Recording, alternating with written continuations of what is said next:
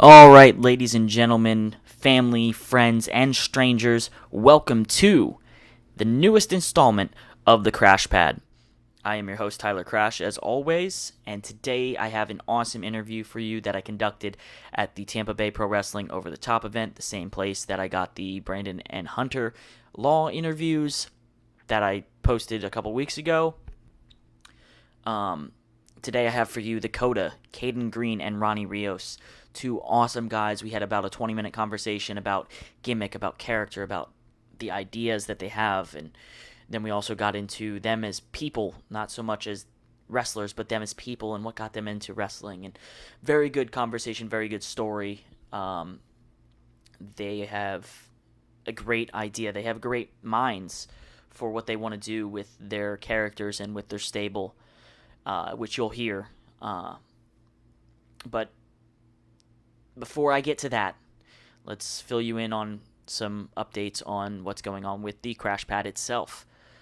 I said that I was going to pump these out every 2 weeks, and that's still the plan, but it's looking like I'm getting more coverage. I'm getting more guys who want to be interviewed, who want to be on the podcast. I'm getting requests for reviews of pay-per-views or different events and such. So if I have, not only the time, but the resources to conduct these interviews and get them recorded and have that much going on, I should be able to pump these out once a week. No guarantees. I will stick to at least every other week, but if I have the time and the ability, I will pump out one once a week. So that's awesome news that I have for y'all. And it's exciting for me because I love doing this. I love talking to other wrestlers. I love talking about wrestling. I love talking about anything, really. I mean, I love to talk. I do have a nice voice, and I like the sound of my own voice. A little conceited, but whatever. That's why I enjoy doing this. I enjoy learning people's stories. I love talking. It's just something that's always been natural to me, is the ability to talk. So that's why I fit in so well at Tampa Bay Pro Wrestling doing my commentary there. I love it, and I've gotten good reviews so far. I hope I get to continue doing that.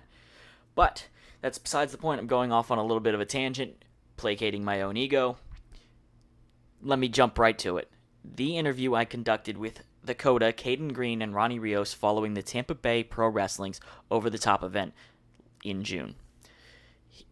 Great guys, great conversation. There you go, guys. Enjoy. All right, everybody, this is the first interview following the Tampa Bay Pro Over the Top show, and here I got Kayden, Greene, and Ronnie Rios, the Coda. Guys, you couldn't come out successful in the Over the Top Battle Royal, but, you got some followers tonight. What do you think about that? Yeah, I mean, I always see us gaining the cult. It will always keep growing because people see who we are and what we're doing. The push of the cult, the push of the Coda, it's only going to keep getting bigger, and we're just going to be more dominant. Absolutely. Every time I see you, there's more and more people raising their hands for you guys. Ronnie, you gave up your spot so that Kayden Greene could have another shot. Obviously you're a follower, but, what was your thought process? Well, there wasn't a lot of thought, I guess. I just, I didn't come to Tampa Bay Pro Wrestling to be one of these selfish, indignant wrestlers that come in here and think they're hot shit. Guys like Troy Hollywood, guys like Snoop Strikes, gotta have their calls, gotta have their woos, gotta have their pops. I came here to win, and if I win on my own or I win as a collective, it doesn't matter to me. The Coda isn't just Kayden Greene. The Coda just isn't Ronnie Rios or Serenity. The Coda is all of us. It's an idea. It's a movement. And whatever I can do to push that movement forward, then, even if I don't want to do it, I'll do it, because that's why I'm here. It's all about the betterment of the Coda. We have a plan to dominate. Unfortunately, it didn't happen today. That doesn't mean we're not going to come back and put hell to people. The tag team tournament is coming up, and we're the most dominant tag team in in Tampa Bay Pro Wrestling. Unfortunately, they don't give us the opportunity to show that, so we're going to take that opportunity next month. Sounds awesome. Teamwork makes the dream work, right? So I want to talk about the Coda. What inspired the Coda? What does the Coda mean? Just tell me all about the gimmick, the story, the brothership, everything about it.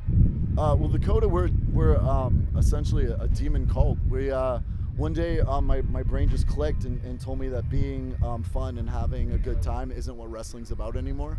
Wrestling is about dominating, and the only way I found my power is through becoming a Nephilim, a half-demon creature, and that's like what's in my soul. And I think that's what Ronnie found in me. He saw the darkness and knew that it was a little more than just, like a weirdo with a beard. Yeah, I mean, obviously everyone knows my first encounter with Kayden Greene was I had an open challenge here at Tampa Bay Pro Wrestling. He answered that challenge, and we went to war with each other. And, I was victorious in our meeting, but he saw in me my potential when no one else here at Tampa Bay Pro Wrestling has seen my potential. Don't you think it's funny that ever since that match, this is the first match I was even booked for in what, 4 months?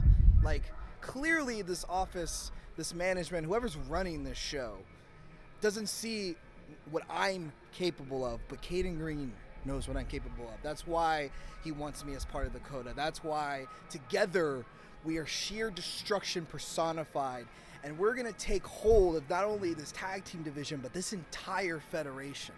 Okay? Every belt, every championship they can come up with is going to fall under the Coda. It's just going to keep growing. Eventually, that gold will be on my shoulder for the for the heavyweight title. I don't care who I have to beat. The Freak wants to talk about how he's the Freak Red God, but I mean, he's not a freak. I'm half from hell. Literally, I'm the son of a demon, and I would say that's a little more freakish. And then Ronnie Rios is a follower in a demon cult. You can't get worse than that.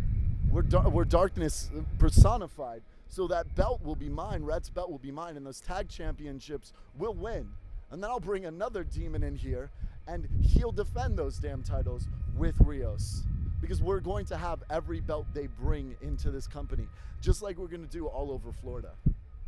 So not only is it about domination, but like the name, the Coda, where does that come from? I know you are the Music City Messiah. Mm-hmm. That is your name you call yourself and the fans call you. The Coda has something to do with music. I know that. Explain to the fans who don't know what the Coda is. So the Coda is a musical term saying it's a bringing to an end. It's like essentially the musical equivalent of an apocalypse. And I like to think that we're kind of wrestling's equivalent to an apocalypse. I love the idea of it. The demon aspect. I'm a huge fan of demons and everything paranormal and supernatural. You're mixing two of my favorite things, horror and wrestling, and that's just it. They go hand in hand because there's always been monsters. So now to get away from all the gimmicks and all the, characters and storylines and all that, what made you, Kayden Greene, a wrestling fan? Like, what made you sit down and go, oh, that's cool, I want to do that? Well, when I was 8, I went and... So we're breaking kayfabe now? I can stay out of me. I'm not done. Okay, perfect. So when I was 8, I went and saw Florida Championship Wrestling Championship Wrestling of Florida when at the fairgrounds, and it was Dusty Rhodes. And my grandfather brought me, and I absolutely fell in love with it, and it just was so cool. And Dusty Rhodes just got me so into the damn business. And like flash forward to like high school, and I'm becoming obsessed with D-Generation X, Triple H, X-Pac, every single, like, all that Attitude Era.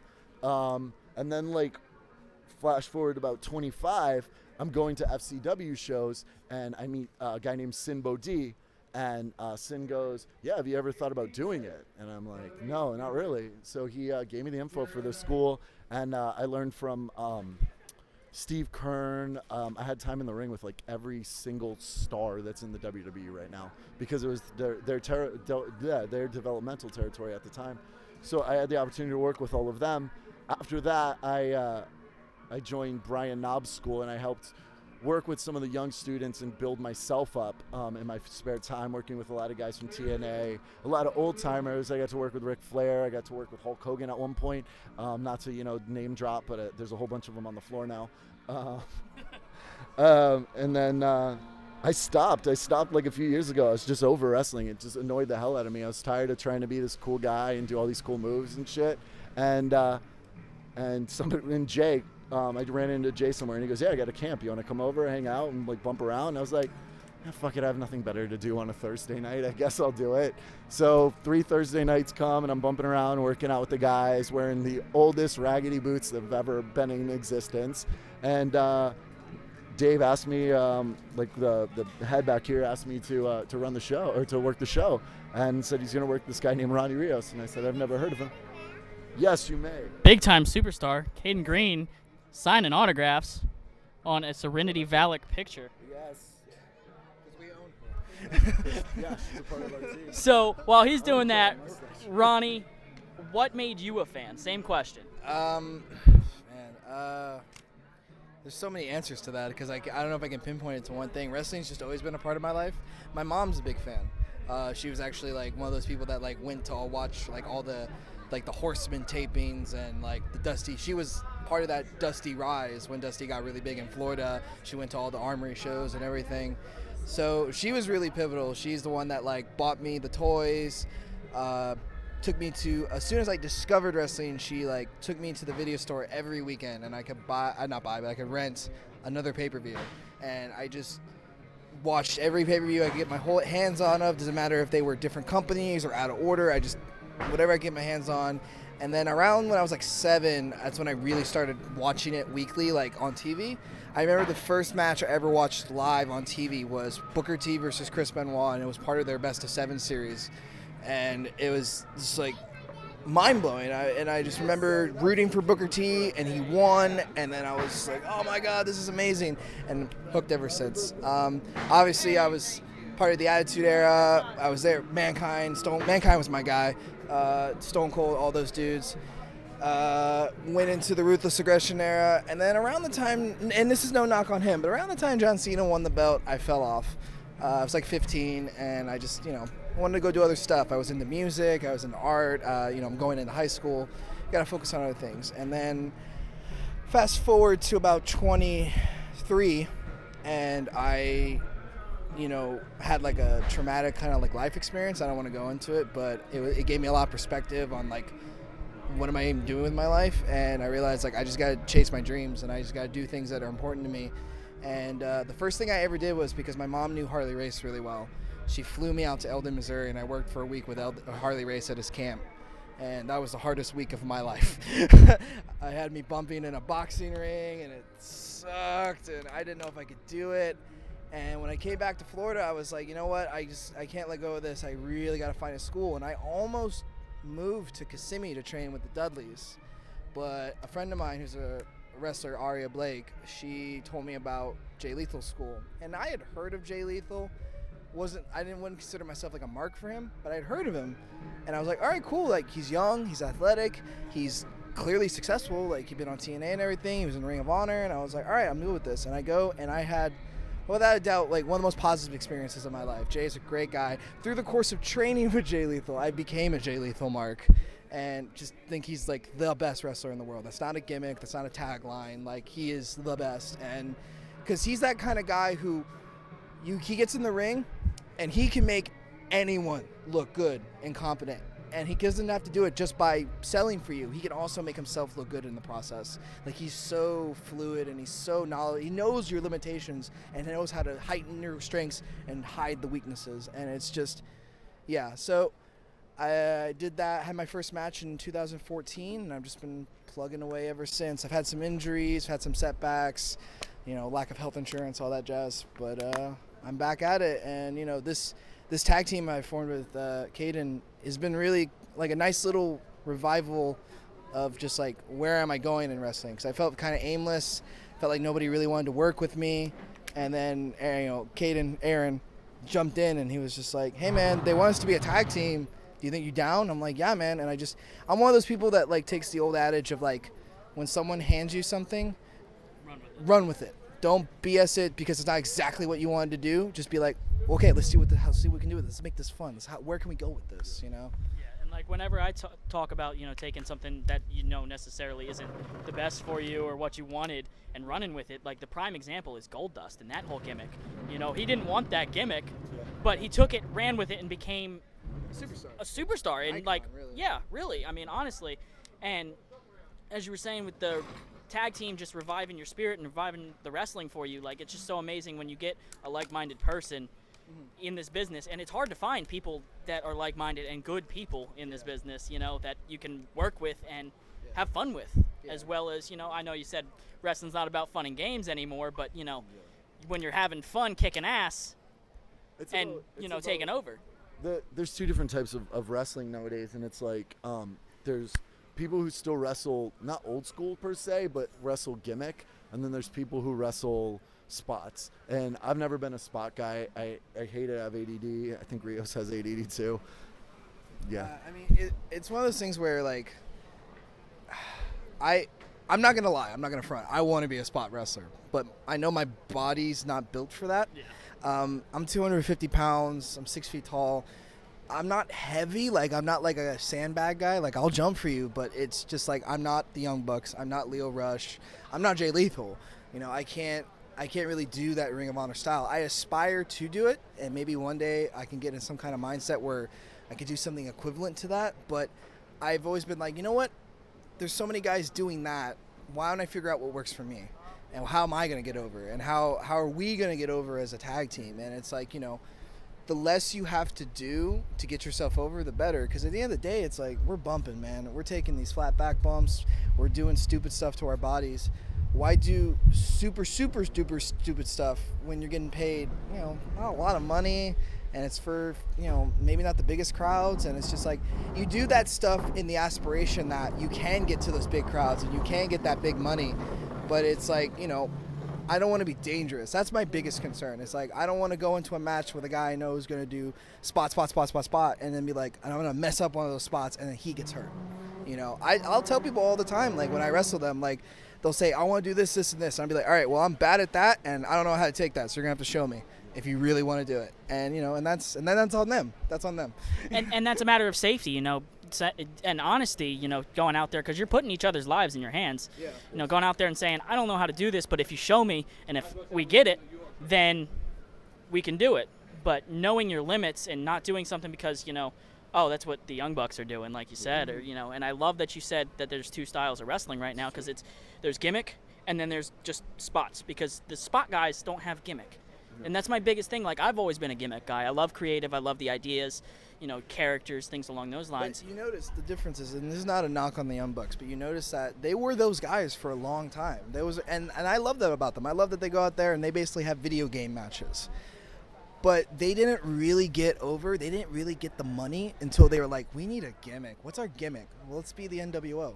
Let's be DX. Let's go out there. Let's throw up the too sweet. Let's crotch chop. Let's have attitude. We're cocky. We're assholes. Da da da. And bam! Now they're arguably the most over and profitable team in all of independent wrestling because they finally got a gimmick. Absolutely, absolutely. It's like you can do a million spots in one match, and it can be like a 2-star match. Or you can go out there and do 2 spots, and those 2 spots are the greatest spots in the whole damn world. And that's the way that wrestling should be, at least in my opinion. I'm not trying to like I said, I'm not trying to shit on any of the spot wrestlers. It's cool. I think it's great. I I dig that. It's not me. I wrestle at 205 pounds. I'm the biggest 205 pounder you're ever gonna meet. I wrestle like I'm 305 pounds. And it makes sense for me because I'm a fucking demon and I don't do that shit. Like, and Rios is 250. He's a brawler. He's a brawler style. It makes sense for him to beat the crap out of people. It makes sense for me to knee people in the head and bite people. That was important because, like, when I started wrestling, I was 215. Like, I was probably the thinnest I had been in a long time because I worked really hard on my cardio. And the problem was that I didn't look right because I looked like a guy who did Hurricane Ranas and could do like athletic stuff, and I'm not terribly athletic. I'm not Keith Lee. I can't be that huge dude who does moonsaults and stuff. So I was like, all right, I need to get bigger. I need to get bigger in a solid way to replicate the moves that I can do, so that when I back elbow you, when I shoulder tackle you, when I do a splash, it means something because that's 250 coming at you. And like, And here's the great thing about, Kayden and I might disagree a little bit sometimes about these kinds of things, but that's why we're a great tag team, because we can do different things and we bring different things to the table.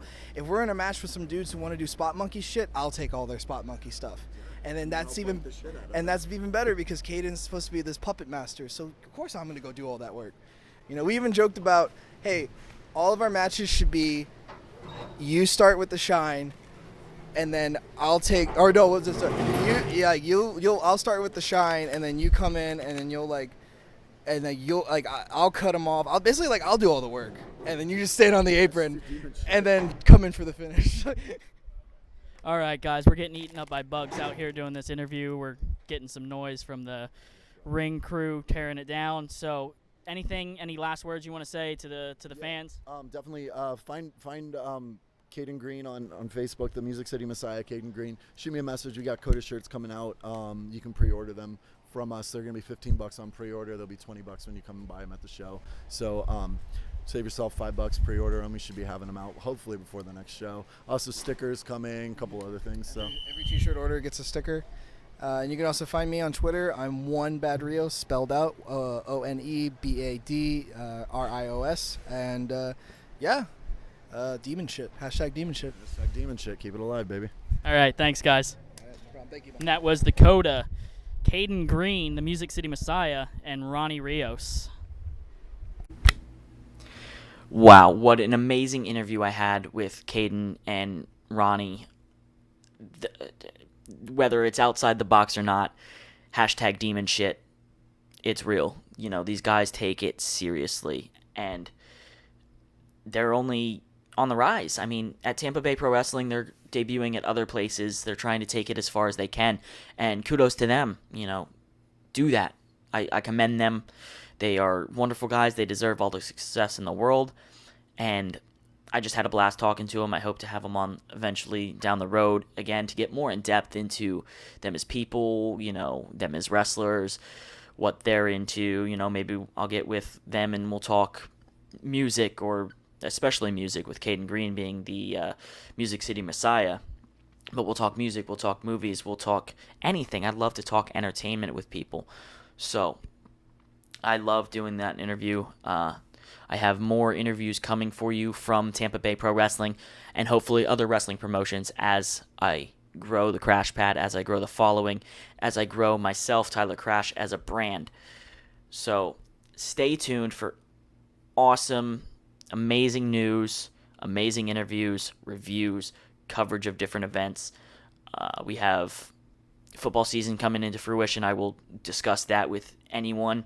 So if you feel free, drop me a line, send me a topic. I'll discuss it. We'll talk. We'll shoot the shit. Like I say, at the end of every episode, follow me on social media platforms. Facebook, there's my Facebook, Tyler Crash. There's the Wild Boy Tyler Crash fan page, the Crash Pad podcast fan page, SoundCloud, so many other platforms.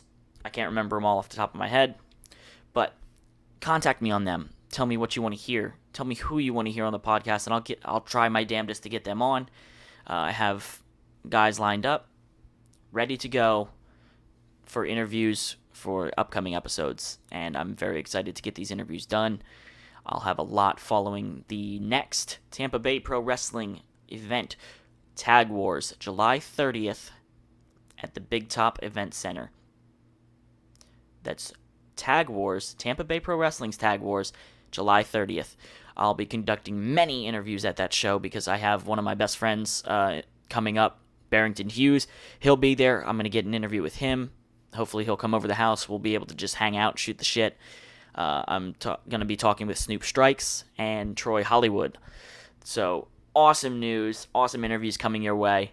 Thank you guys for tuning in. Like I said, follow me on social media. Send me critiques, reviews, whatever you guys want to hear. Send me suggestions. Let me know. Let me hear your voice, because that's the only way we can grow at the Crash Pad. I say we, it's me. That's the only way I can grow as an interviewer, as a podcast host. Keep me informed. Let's work together to make this thing better and bigger than ever.